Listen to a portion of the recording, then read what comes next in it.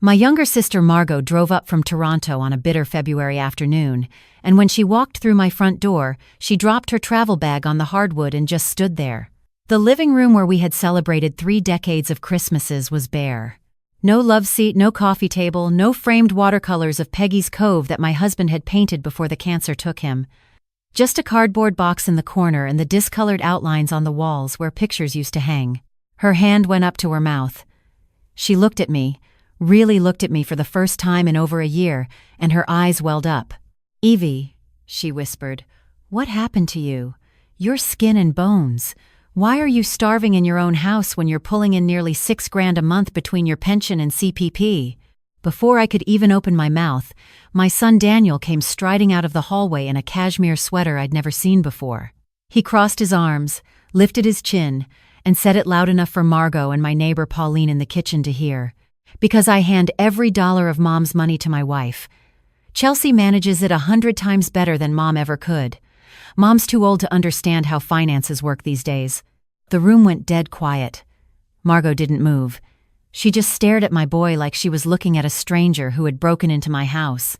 Then, without saying a word, she slowly unzipped her winter coat, folded it in half across her arm, reached into her purse, and pulled out something that made Daniel's face drain of every ounce of color.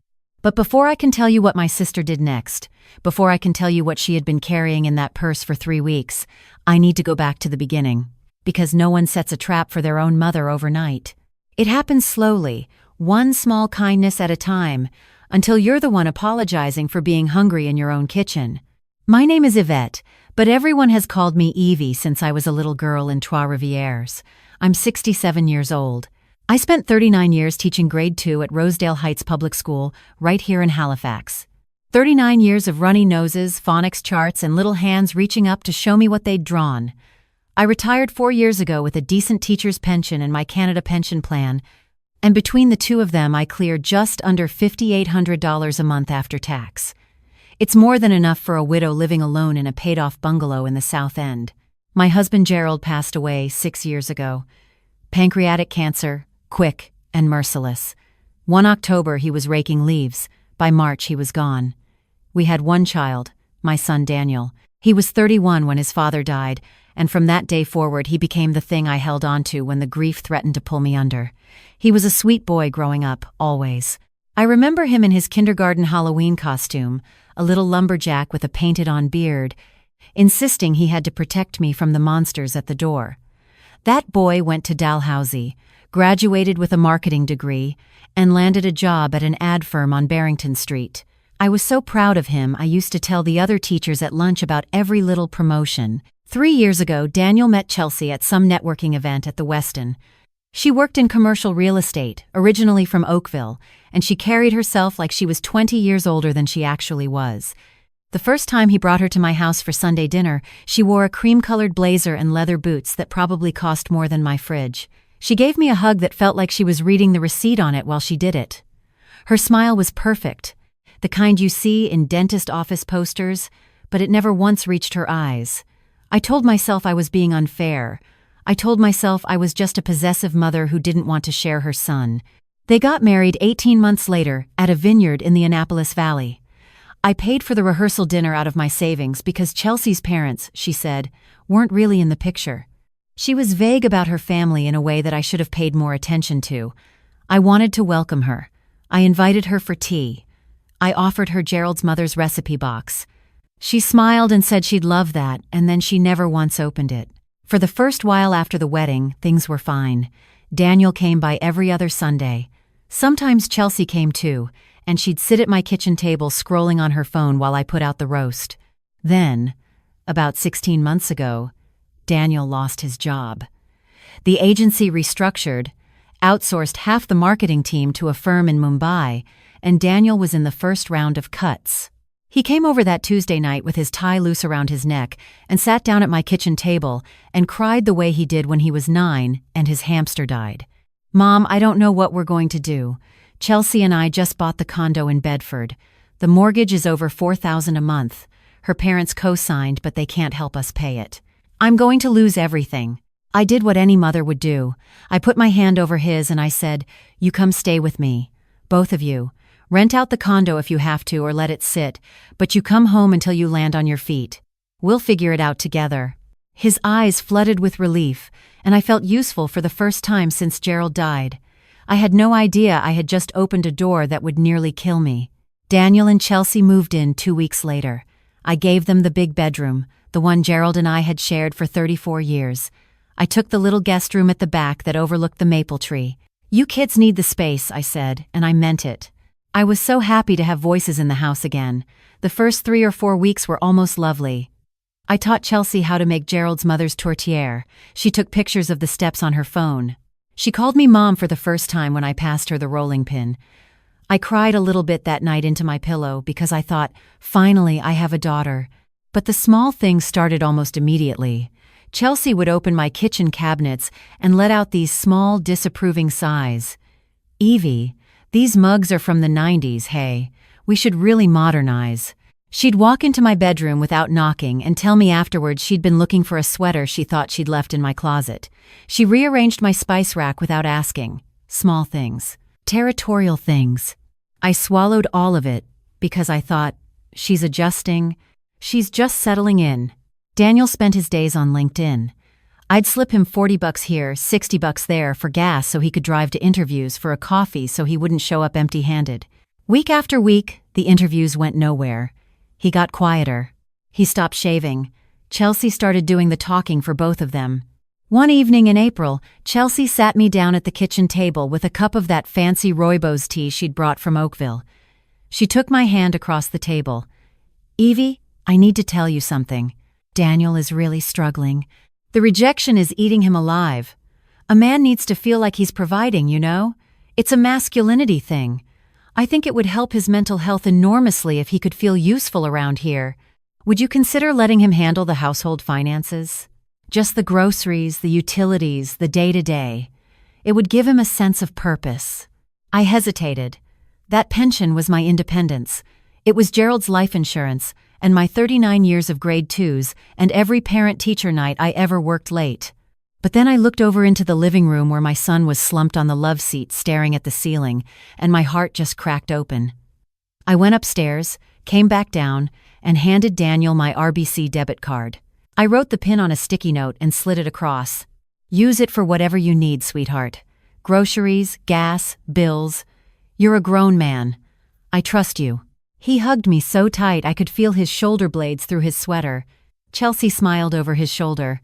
I didn't understand then that her smile was the smile of a woman who had just been handed the keys. For the first little while, it was fine. Daniel did the Superstore run every Thursday. The Eastlink bill got paid, the Nova Scotia Power bill got paid. He even left $50 on my dresser one Saturday and said, "Go get your hair done, Mom." I felt like I had my son back. Then the Superstore bags started looking smaller. "Groceries are so expensive right now, Mom. Carbon tax and all that. We have to be smart." I nodded. Of course, everyone was feeling it. The fresh salmon disappeared from Friday nights. Then the chicken. Then the ground beef. Chelsea started making these pasta dishes with canned tomatoes and generic noodles from No Frills. It's what young couples do, Evie. We all ate like this when we were starting out. But I wasn't a young couple. I was a 67-year-old widow with blood pressure medication and a statin I was supposed to take every morning with food. And while I was eating plain macaroni for supper, Chelsea kept coming home with Holt Renfrew bags that she'd quickly carry into their bedroom. "A friend gave me this," she'd say. "It's from a sample sale." Daniel started wearing a Tag Heuer watch I had absolutely never seen before. "It's a loaner from an old buddy for interviews, Mom. You can't show up to these places in a Timex." 3 months in, I tried to log into my RBC account on my tablet one morning. The password had been changed. I went out to the kitchen. "Daniel, honey, I can't get into the bank." "Oh yeah, I changed that. There's so much fraud these days, Mom. I saw something on CBC about seniors getting hacked." "I was protecting you." He gave me a new password. It didn't work either. He took the tablet out of my hands gently, like he was taking a knife from a toddler. "Mom, you're not really a tech person. Let me just handle this. I'll show you the balance whenever you want." And just like that, I couldn't see my own money anymore. The next 5 months were like slipping under ice. Everything happened so gradually that by the time I noticed the cold, I couldn't feel my hands. One Tuesday in June, I came home from my walk at Point Pleasant Park, and Gerald's writing desk was gone. The oak one from his grandfather in Lunenburg. Chelsea was at the counter chopping peppers. "Where's Gerald's desk?" "Oh, we sold it on Facebook Marketplace. It was taking up so much space. We needed the money for a plumbing thing. The kitchen sink was backing up." "You sold my husband's grandfather's desk without asking me?" Daniel walked in from the garage. "Mom, come on.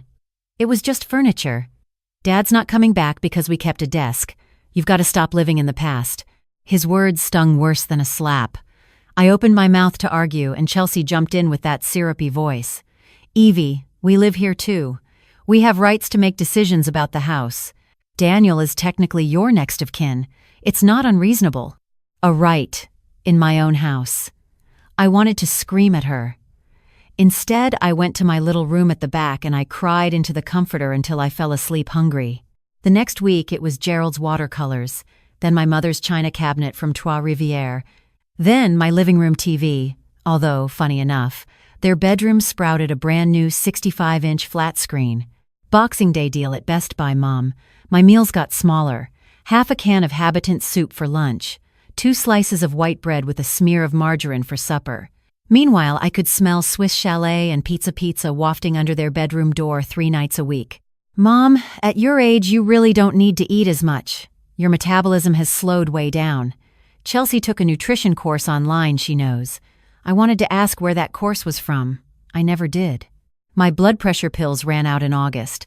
When I asked Daniel for $32 to refill them at Shoppers, he sighed like I'd asked for the moon. "Mom, there's no room in the budget this month. You used to be a teacher. You know how to stretch $1. Cut back on sodium, you'll be fine." I stopped taking them. Within 3 weeks, I was getting dizzy in the shower. Within 6 weeks, my hands were shaking when I tried to write a grocery list I would never be allowed to use. My old school friend Maureen called, and I told her I had a cold.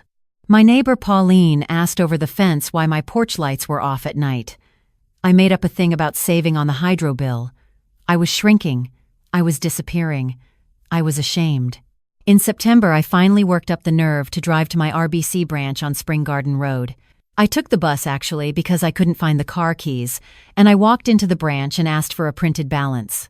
The teller, a young woman with kind eyes, printed it and slid it across the counter. $41.18. $41. Out of nearly $5,800 that had gone in on the 27th. I asked her to print the last 6 months. She did. My hands shook so hard the paper rattled. I saw e-transfers going out 3 and 4 times a week. 200 here, 500 there, one for $1,800 to something called CT Retail Solutions. I didn't know what that was. I took the papers, folded them into my purse, and walked out into the drizzle with my ears ringing. When I got home, Daniel was in the driveway washing a car I didn't recognize. A charcoal Audi. He stopped when he saw me. "Mom, you went out?" "Where is my money, Daniel?" I held up the statements.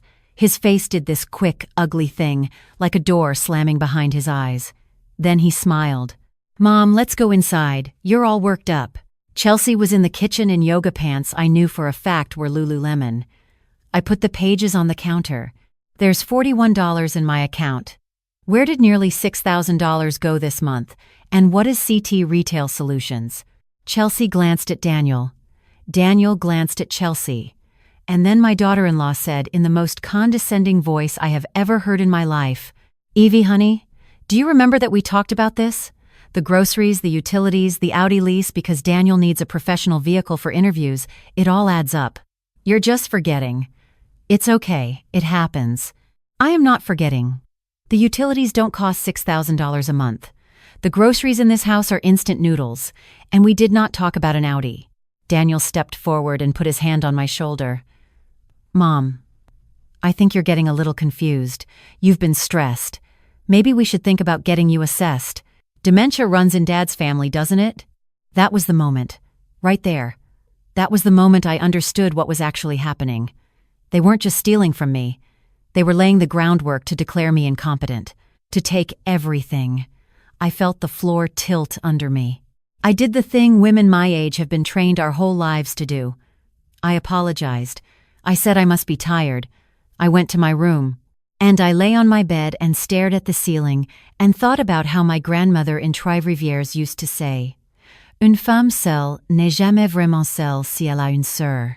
A woman alone is never truly alone if she has a sister. So at 2 a.m, when the house was dark, I slipped out of my room with the cordless phone from the kitchen. I sat on the back steps in my housecoat in the cold, and I dialed Margot in Toronto. She picked up on the second ring. She always did, even in the middle of the night, ever since we were girls. Evie? What's wrong? And I told her. Everything. The desk, the watercolors, the $41, the Audi I'd never agreed to, the dementia comment. I whispered it all in 15 minutes, and when I stopped, I could hear her breathing on the other end.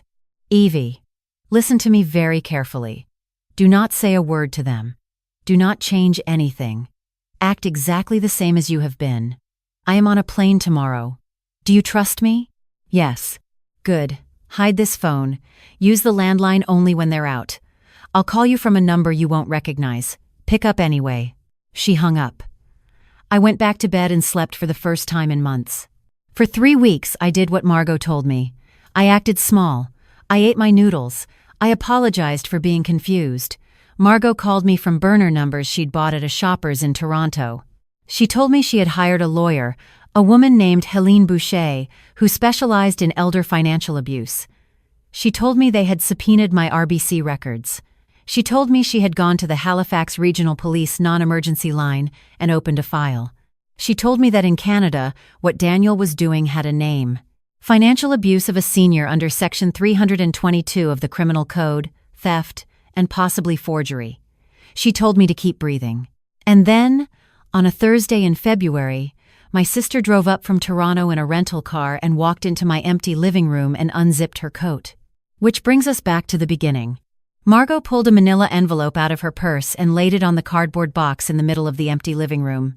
Daniel was still standing there with his chin up, but I could see the first flicker of uncertainty in his jaw.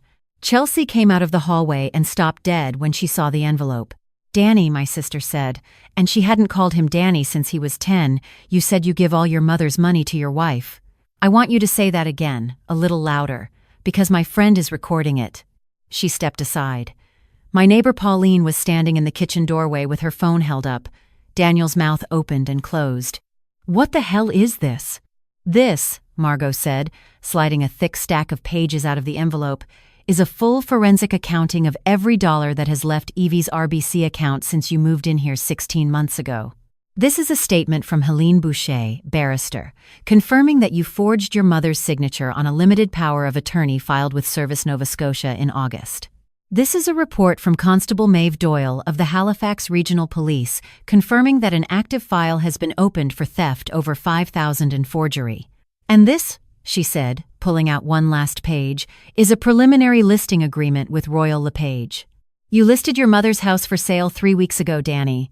$485,000. Without her knowledge, without her signature, except the one you faked. Daniel staggered back against the wall. Chelsea went the color of skim milk.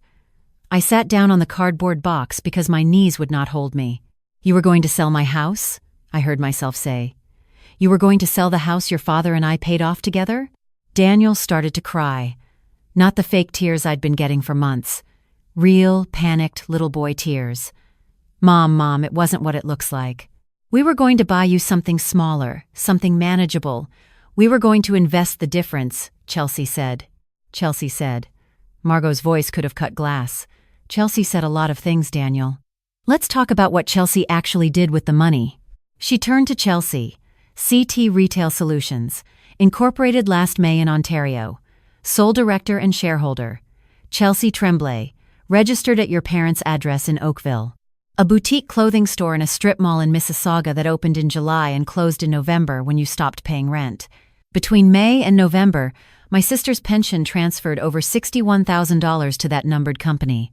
Chelsea put her hand on the wall, like she was going to faint. It gets better, Margot said, flipping a page. Lease on a 2024 Audi Q5 in Daniel's name, $480 every 2 weeks, paid from Evie's account.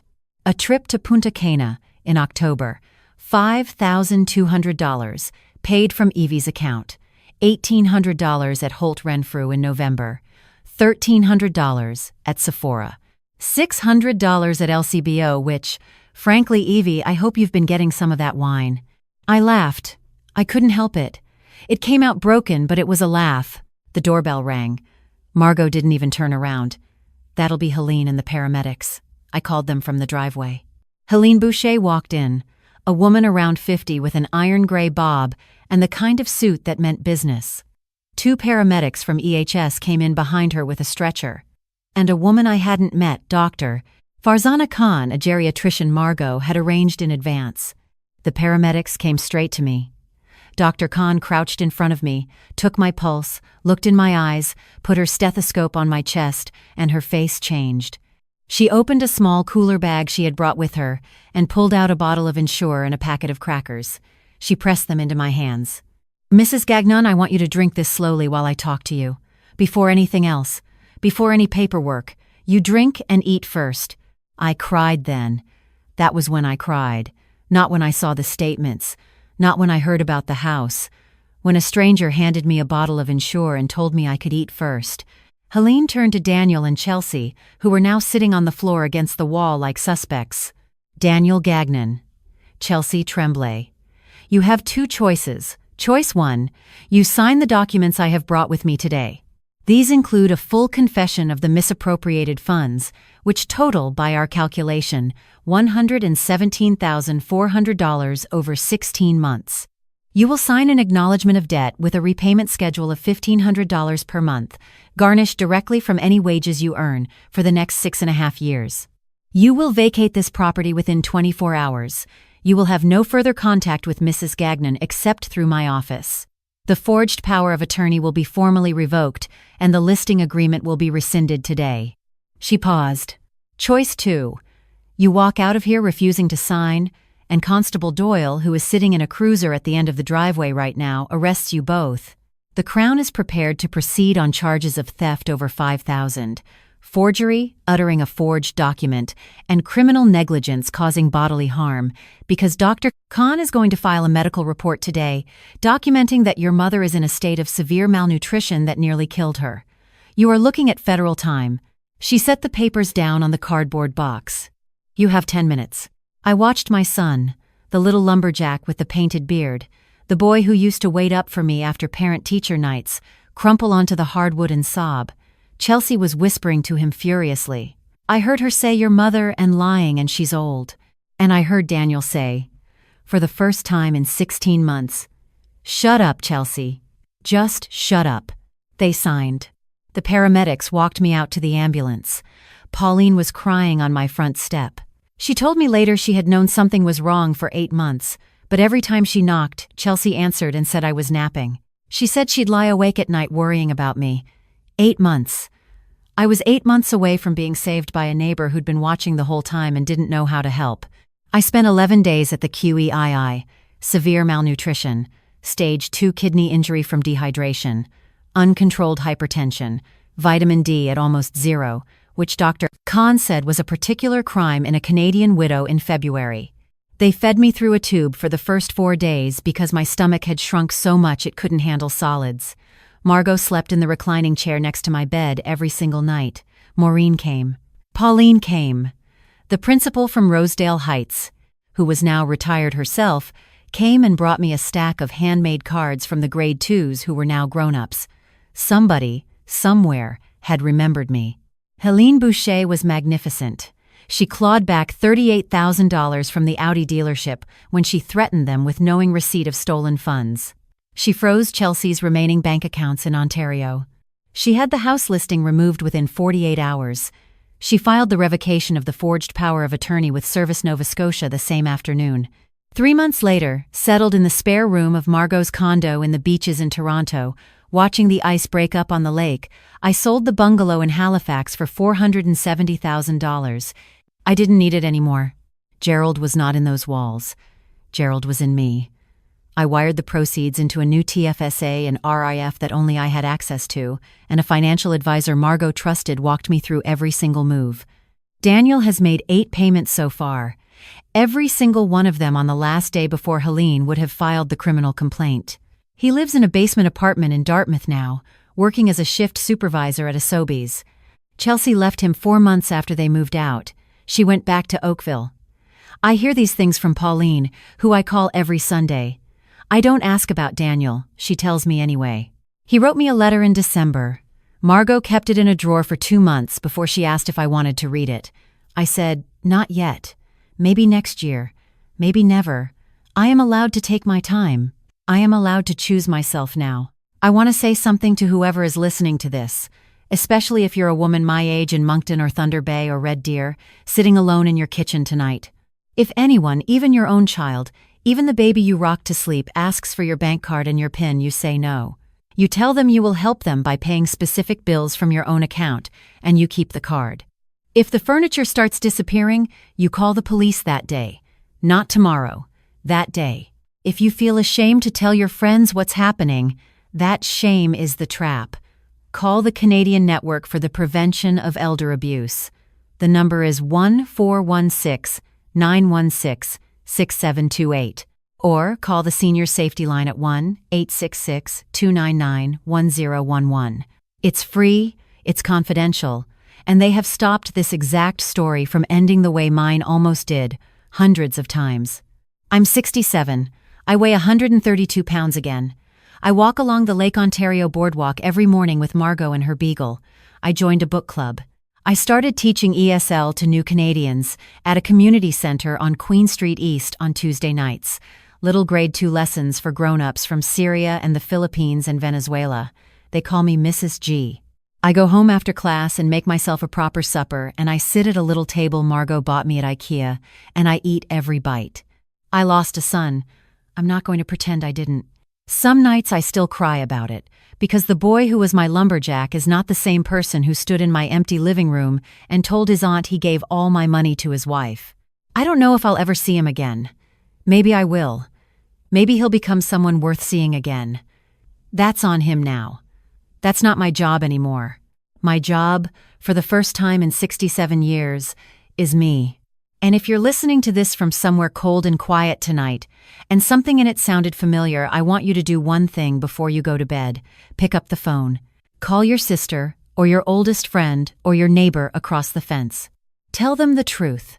Just the one true thing you've been afraid to say out loud. That's how it starts. That's how you get out. That's how I got out. Thank you for listening to my story tonight. If this reached you, leave me a note in the comments and tell me which city you're listening from.